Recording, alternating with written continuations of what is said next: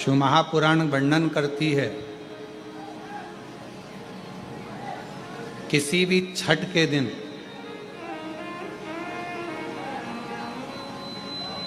चाहे अंधेरी की छठ हो, चाहे उजाले की छठ हो, किसी भी छठ के दिन अगर षडानंद कार्तिकेय जी महाराज का नाम लेकर 6 बेलपत्र और उस 6 बेलपत्र पर 6 दुर्वा, 6 पुष्प, 6 अक्षत के दाने रखकर षडानंद कार्तिकेय बाबा के स्मरण कर कर शिवलिंग की जो जलाधारी है उस जलाधारी पर जहाँ अशोक सुंदरी का स्थान है उसी के पास में कार्तिकेय जी का स्थान है। किसी भी छठ पर यदि आप बाबा को वो बेलपत्र, वो दुर्वा, वो पुष्प, वो अक्षत का दाना 6 समर्पित करते हैं, किसी भी छठ के दिन, षष्ठी के दिन स्कंद भगवान का नाम लेकर, स्कंदेश्वर बाबा का नाम लेकर, कार्तिकेय बाबा का नाम लेकर यदि समर्पित करते हैं तो जिंदगी में कितना भी कर्जा हो वो कर्जा 3 महीने के अंदर समाप्त होता ही है। कितना भी कर्जा, साथ में आपका परिश्रम, साथ में आपकी मेहनत और आपकी दृढ़ता।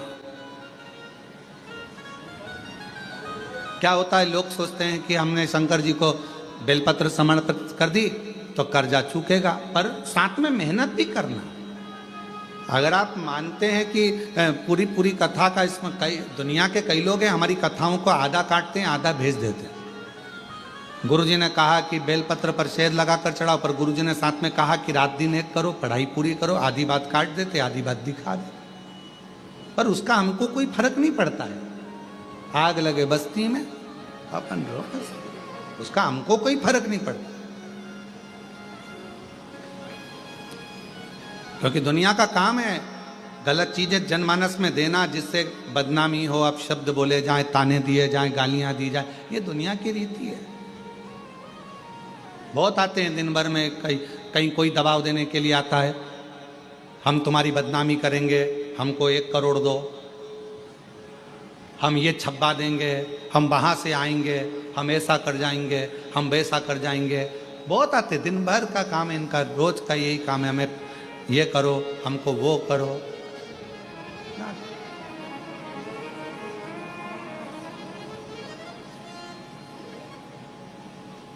शिव तत्व है, दबाव देने वाले ढेर मिलेंगे, अपशब्द कहने वाले ढेर मिलेंगे, ताना देने वाले ढेर मिलेंगे, पर आप अपनी पूर्ण ऊर्जा के साथ में शिव महापुराण की कथा कहती है 6 बेलपत्र, 6 पुष्प, 6 दुर्वा, 6 चावल के दाने और साथ में अपना परिश्रम पूर्ण करो।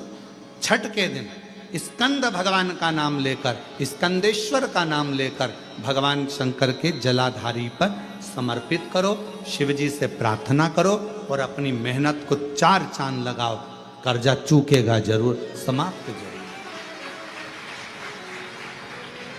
कर्जा का मतलब ये नहीं है कि आप कर्जा करे हो तो मेरे से बन नहीं रहा, मेरे प्राण छूट जाए तो अच्छा, मैं तो मर जाऊं, मैं टेंशन में हूं, मैं डिप्रेशन में हूं, बहुत परेशान हो गया, ऐसा हो गया। ना ना, दुख आता है, जब सुख आया, सुख चले गया तो दुख आएगा, तो दुख भी जाएगा, दुख भी समाप्त होगा, उसमें क्या विचार कर। ऐसा तो नहीं है कि दुख समाप्त नहीं होगा, दुख नहीं जाएगा, सुख आया है। जब हमारे अच्छे दिन अगर समाप्त हुए हैं तो दुख भी समाप्त जरूर होगा, फिर वापस सुख आएगा। थोड़ा हिम्मत, थोड़ा धैर्य, थोड़ा हृदय पर भाव एकाग्रित करो कि नहीं नहीं, मेरा शंभु, मेरा शंकर, मेरा त्रिकालदर्शी, मेरा कैलाशी, मेरा अविनाशी, मेरा शिव मेरा दुख काट। की कथा ने ये सब मिटा दिया। शिव महापुराण की कथा ने केवल एक काम करा कि आप अपने घर के नजदीक में जो शिवालय है, शंकर के मंदिर हैं, वहाँ जाओ, 1 लोटा जल चढ़ाओ और अपने दुख को दूर भगाओ। अपना परिश्रम, अपनी मेहनत, अपना संघर्ष स्वयं, आप अपनी मेहनत स्वयं करिए, परिश्रम स्वयं करिए। शिव महापुराण की कथा ने कभी यह नहीं कहा कि आप अपने परिश्रम से दूर हो जाओ या अपनी तकलीफों को आपको नहीं झेलना है। आपको झेलना पड़ेगा, आपको परिश्रम करना पड़ेगा, मेहनत करना पड़ेगा, और आपकी मेहनत ही एक दिन आपको रंग लाएगी और उन्नति की सीढ़ी तक लेकर जाएगी। आज हम परिश्रम से वंचित हैं। जब हमारा बचपन रहता है तो हमको जो प्यार मिलता है, प्रेम मिलता है, वो फ्री में मिलता है। बोलो सही है कि गलत है? अरे जम के तो बोलो सही है। बचपन में प्यार खरीदना पड़ता है क्या? प्रेम खरीदना पड़ता है?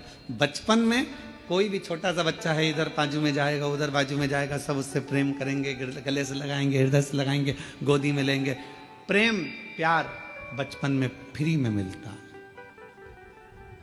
जवानी में प्यार प्रेम फ्री में नहीं मिलता, कमाना पड़ता है। धन बढ़ाओगे तब प्रेम बढ़ेगा, वैभव बढ़ाओगे तो लोग पूछेंगे, संभालेंगे, ध्यान देंगे।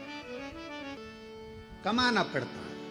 और बुढ़ापा जब आता है तो प्रेम फ्री में नहीं मिलता। बुढ़ापे में प्रेम कमाया भी नहीं जाता। बुढ़ापे में तो प्यार प्रेम मांगा जाता है कि कोई हमारे पास आकर थोड़ी देर दे। प्रेम के 3 क्रम है। बचपन में प्रेम प्यार फ्री में मिल जाता है, जवानी में प्रेम प्यार को कमाना पड़ता है, और बुढ़ापे में प्रेम प्यार को मांगा जाता है कि कोई हमको थोड़ा समय दे, थोड़ा हमारे पास बैठो, थोड़ा हमारे पास रुकिए, थोड़ा हमारे पास बैठिए। किसके पास समय? शिव महापुराण की कथा में हमने पहले भी वर्णन किया, आज फिर करते हैं कि मंदिर में 24 घंटे जाकर मत बैठो, तीर्थ में आप 4 दिन जाकर मत बैठो। हम कहेंगे किसी जगह पर व्यर्थ का समय बर्बाद मत करो।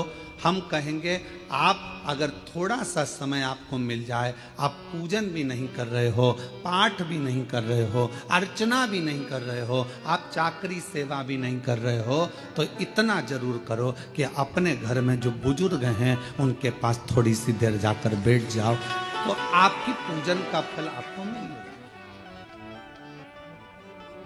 आपकी आराधना साधना का फल आपको मिलने लगे। आज सबसे ज्यादा कमी पड़ रही है प्रेम की, स्नेह की, समर्पण की। आज परिवार टूट रहे हैं। बड़ा बेटा आता है, भोजन कर कर चला जाता है, छोटा बेटा आता है, भोजन कर कर चला जाता है, ससुर जी भोजन कर कर अपने कक्ष में चले जाते हैं, सास अपने कक्ष में चली जाती है, देवरानी जेठानी अपनी अपनी थाली लगाकर अपने अपने कमरे में ले जाती है। मन होता है तो एक साथ बैठकर खाती हैं, नहीं तो अपना अपना कमरा, और एक साथ बैठकर खाती भी हैं तो उतनी देर में टांट इतने कस देती हैं कि भोजन भी नहीं भाता है। कहां गया प्रेम? कहां गया समर्पण? कहां गया प्यार? धन बहुत है, घर में जितने सदस्य हैं कोई फ्री नहीं बैठा है। माताएं फ्री हैं तो वो कुछ ना कुछ कढ़ाई, मेहंदी, पेंटिंग, सिलाई, बुनाई, मिठाई कुछ ना कुछ बनाकर वो भी अपना व्यापार चला रही हैं। पुरुष हैं तो वो भी कमा रहे हैं, कोई ऑनलाइन कमा रहा है, कोई कुछ कमा रहा है। हर व्यक्ति अपना अपना काम कर रहा है, कमाने में लगा है, संपदा बढ़ाने में लगा है। संपदा तो बढ़ रही है, कमाई तो बढ़ रही है, पैसा तो बढ़ रहा है, पर एक चीज घट रही है, वो घर का प्रेम, घर का प्यार, घर की वात्सल्यता, घर की करुणा और घर की एकजुटता वो घटती चली जा रही है। वो प्रेम घट रहा है, वो वात्सल्यता घट रही है, वो स्नेह घट रहा है। और शिव जी के परिवार में ये सब चीज बड़ा। शंकर भगवान के परिवार में ये कुछ भी नहीं था, ना वैभव था, ना धन था, ना दौलत था, ना गाड़ी थी, ना बंगला था, ना सत्ता थी, ना कोई सोना चांदी हीरा पन्ना था, पर शिव जी के घर में एक चीज थी।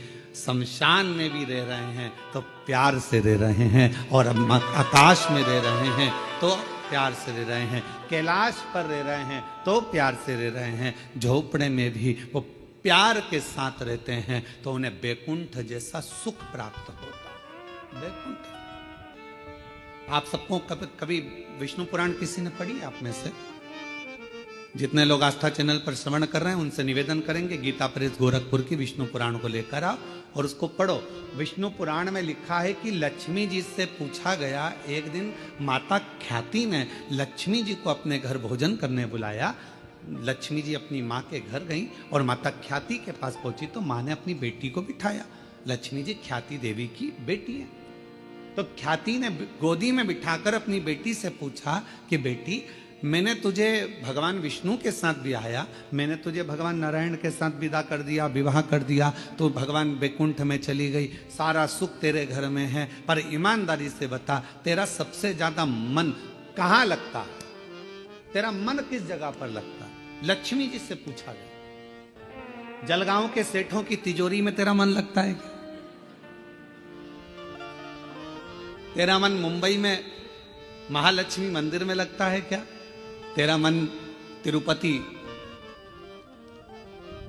तिरुमाला में कहीं तेरा मन लगता है क्या? तेरा मन कहां लगता है? महालक्ष्मी मंदिर बेरुल में लगता है? तेरा मन कहां लगता है? तो लक्ष्मी जी कहती हैं, मां, सबसे ज्यादा मन मेरा केवल एक जगह पर लगता है, जिस घर में प्रेम होता है, प्यार होता है, वहां मेरा मन लगता है।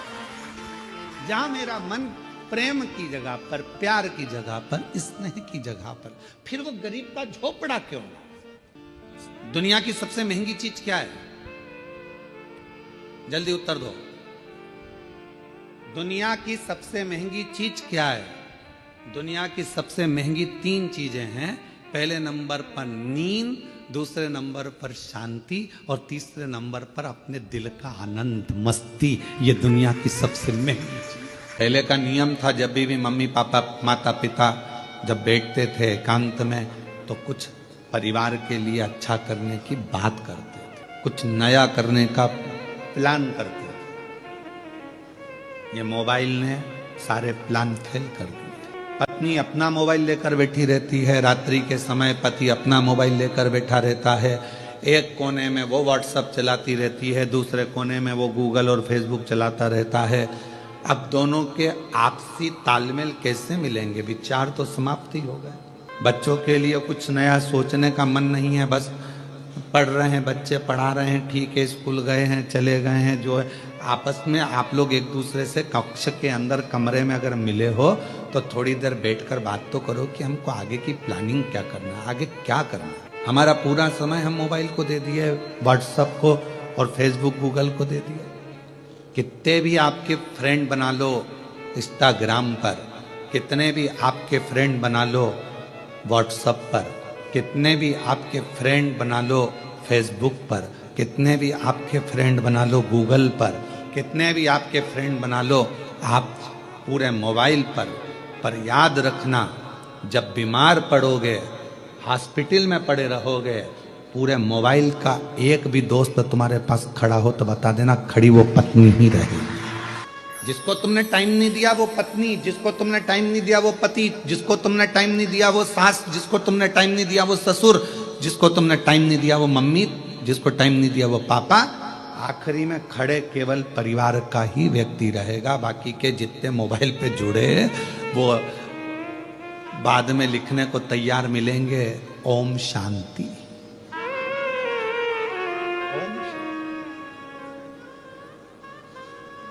भैया तुम कहां चले गए? बस कितने दिन लिखेंगे?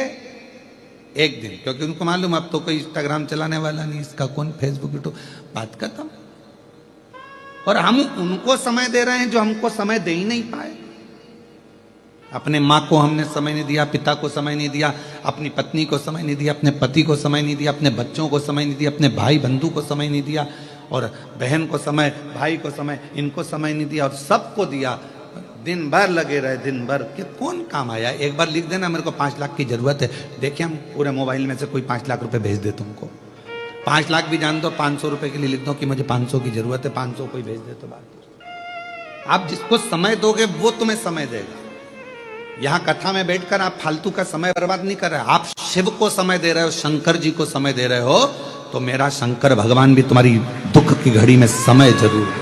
और क्या चाहिए? एक बच्चा अगर पड़ा हुआ है हॉस्पिटल में, अगर एक माँ पड़ी है, एक पिता हॉस्पिटल में पड़ा है, अंतिम सांसें चल रही है, तो क्या चाहिए उस समय पर? आप क्या बोलोगे डॉक्टर साहब को? डॉक्टर साहब थोड़ा सा देख लो ना, इनका अच्छा समय कर दो ना डॉक्टर साहब, थोड़ा सा समय और मिल जाए ना डॉक्टर साहब, इसको और थोड़ा समय। हम क्या मांग रहे हैं? समय। जब व्यक्ति हॉस्पिटल में पड़ा रहता है, भगवान से पैसा नहीं मांगते हैं,